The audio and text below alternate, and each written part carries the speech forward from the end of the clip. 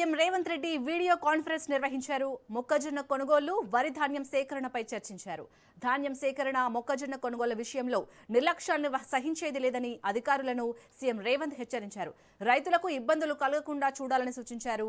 Gunny బ్యాగులు, హమాలీల కొరత లేకుండా చూడాలన్నారు. అధికారులు జవాబుదారీతనంతో వ్యవహరించాల్సిందేనన్నారు. నిర్లక్ష్యం వహిస్తే కలెక్టర్లపై చర్యలకు ప్రభుత్వం వెనుకాడదని రేవంత్ హెచ్చరించారు.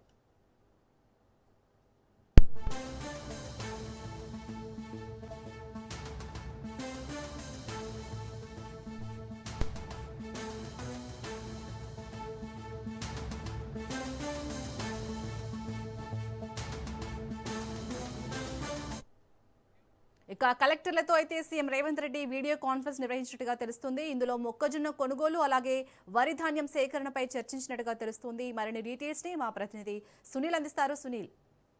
తెలంగాణ రాష్ట్ర వ్యాప్తంగా మొక్కజొన్న కొనుగోళ్లు, మరోవైపు ధాన్యం సేకరణకు సంబంధించిన అంశాలపై కూడా ఈరోజు ముఖ్యమంత్రి రేవంత్ రెడ్డి వీడియో కాన్ఫరెన్స్ ఇచ్చారు. అన్ని జిల్లాల కలెక్టర్లతో పాటు మంత్రి వ్యవసాయ శాఖ మంత్రి తుమ్మల నాగేశ్వరరావుతో పాటు సివిల్ సప్లై శాఖ మంత్రి ఉత్తమ్ కుమార్ రెడ్డితో పాటు పలువురు పొంగులేటి శ్రీనివాసరెడ్డి, అదేవిధంగా వాకిడి శ్రీహరి, సీతక్కతో పాటు కొంతమంది అధికారులతో పాటు ఉప ముఖ్యమంత్రి మల్లు భట్టి విక్రమార్క సైతము ఈ వీడియో కాన్ఫరెన్స్లో పార్టిసిపేట్ చేయడం జరిగింది. ముఖ్యంగా తెలంగాణ రాష్ట్ర వ్యాప్తంగా ఇప్పటికే మొక్కజొన్నలు, అదేవిధంగా ధాన్యం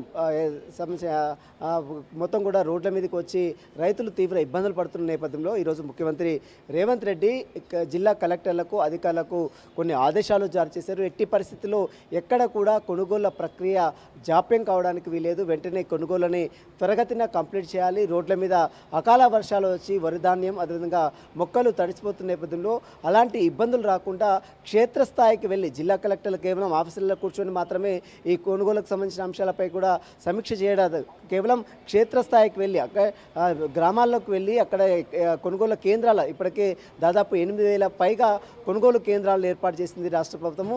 ఆ కొనుగోలు కేంద్రాలకు వెళ్ళి నేరుగా పర్యవేక్షణ చేయాలి అన్ని జిల్లా కలెక్టర్లు అంటూ కూడా ముఖ్యమంత్రి రేవంత్ రెడ్డి ఆదేశాలు జారీ చేస్తారు. మరోవైపు వరి ధాన్యానికి సంబంధించినటువంటి సేకరణ విషయంలో గన్నీ బ్యాగులకు సంబంధించిన కొరత కావచ్చు, హమాలీల కొరత కావచ్చు, మరోవైపు లారీల కొరత కూడా లేకుండా చూడాలి. అవసరమైతే అక్కడ తగిన